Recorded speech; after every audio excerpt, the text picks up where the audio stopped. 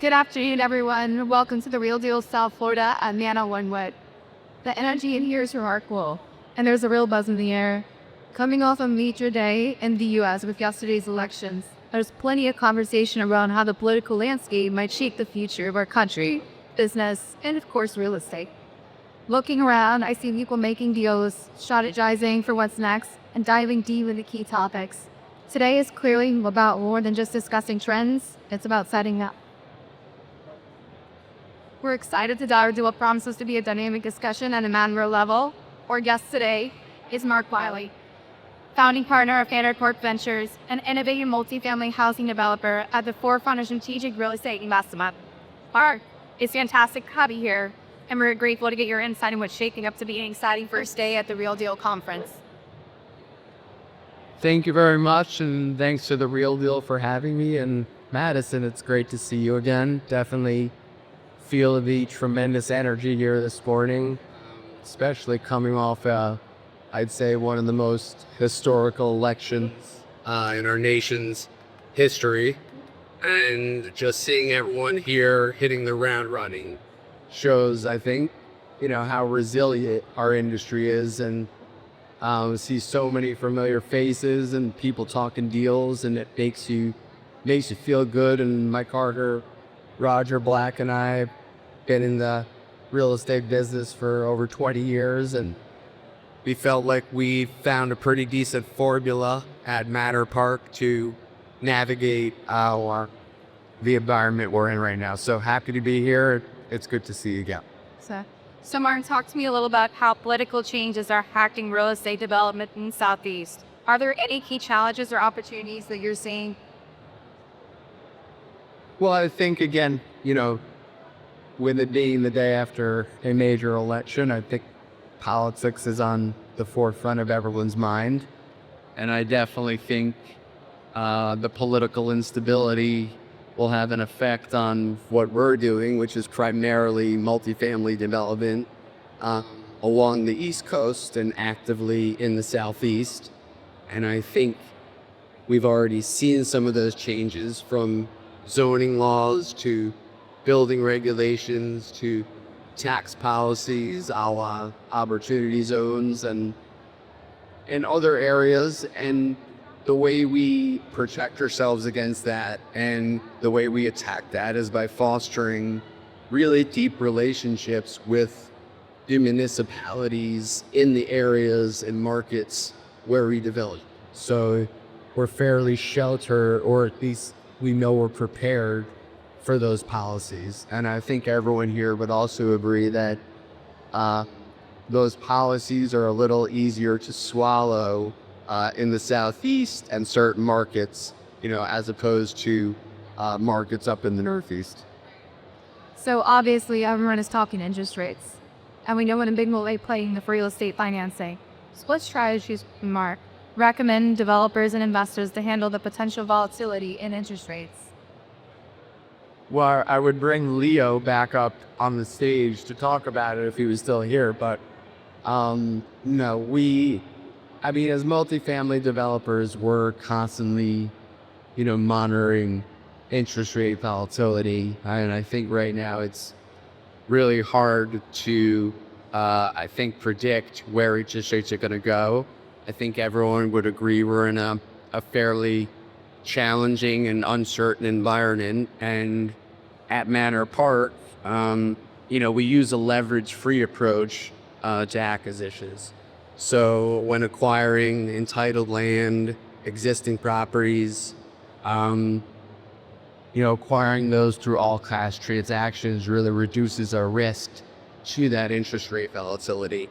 And then at the same time, we're able to spend conservative pre-development money to get ourselves to a point where we could bring in a larger institutional partner that can foster that relationship with the lender, as the previous panel was speaking about, and share some of that interest rate risk, with us. So you just highlighted how Manor Park operates as a boutique firm. Can you touch a little bit on how that family office approach gives you the flexibility to operate differently compared to large real estate companies? Yeah, well, my partner Roger and I feel that the smaller shops are actually going to have the advantage in this market. And, at Manor Park, we're able to do that by, making decisions very quickly, which I think you need to do in this market. And then you also need to have a extremely conservative approach when it comes to looking at opportunities. You have to protect your downside, and that's how we look at underwriting.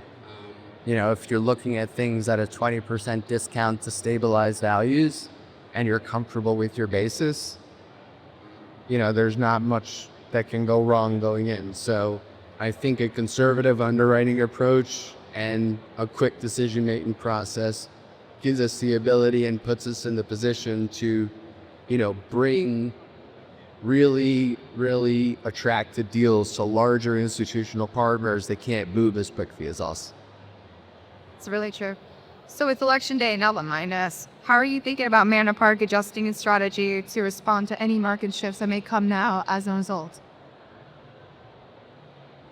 I mean, to be honest, I don't think we change our strategy at all. I mean, I think the election is impactful. People think they have to shift and be contrarian and move towards what's popular. But, in Manor Park, we really stick to our strategy, which is primarily multifamily development, but we're also Manor Park Ventures for a reason.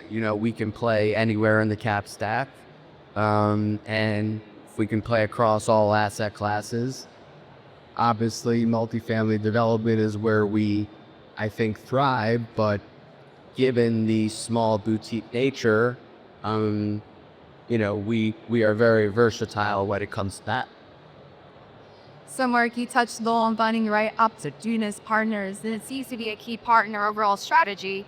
Can you share with us an example of a project or deal where the right partnership really made a difference?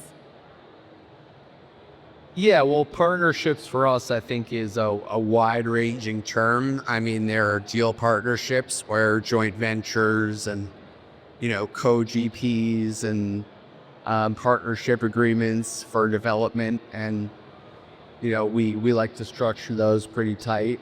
And then you also have to put together the right development team, which I think is where we really stand out. We have great relationships with contractors, architects, engineers, all in the local markets where we're doing deals. And that's what gives us the leg up on the competition. And I think in general, our partnerships are always helpful. We look at everything as a partnership, and it's always worked to our advantage in the good times and the challenging times, I would say. So Marc, I know Roger here plays a key role in navigating challenges like the shortage of new construction permits in the Southeast. Are there other obstacles you feel Manor Park is working to overcome right now? Well, I think that's perfect answer for what Roger tells me every day, which is this is a full contact sport, but I think you're always overcoming obstacles and challenges, especially in development. I mean, we're in a putting out fires business, and that's what we do at least once a day. But I'd say the biggest challenges we're facing in the multifamily development space specifically right now, given the election, would be obviously insurance costs or having an effect on underwriting. And I think construction costs are on everyone's mind right now with the election. Or the tariffs going to come back? Are there going to be supply chain demands? Is that going to disrupt development timelines? So I think there's a lot of challenges and obstacles to get over. They're deal specific, but you're facing those in any market, in a good market, a small market, but they're highlighted right now. But we feel like we're very well prepared to do that. So I know the Spana project is standout in terms of innovation and efficiency. Could you share some of the best practices you applied and how you think they're changing the game for multifamily developments? Yeah, you mentioned Savannah, which is a magnificent market.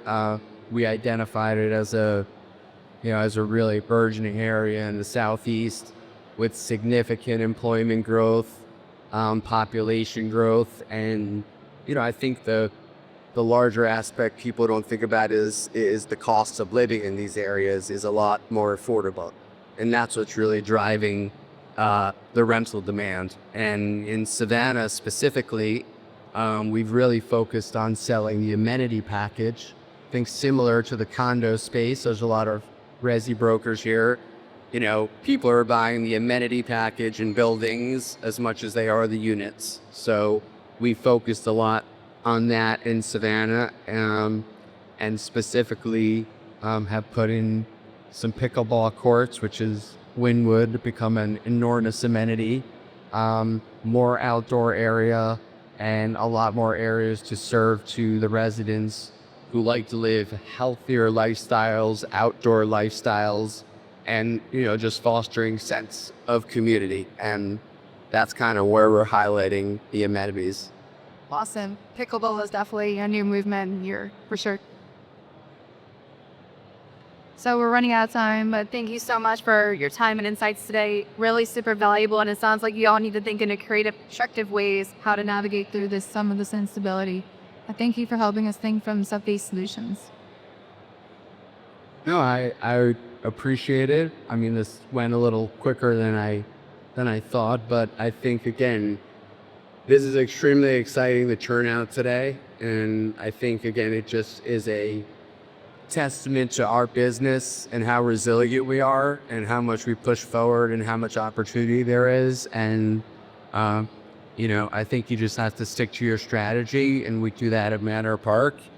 And, you know, you'll be successful in this environment and in this market. And thank you, Madison, for taking the time. Great to see you again. Thanks to The Real Deal. Thank you.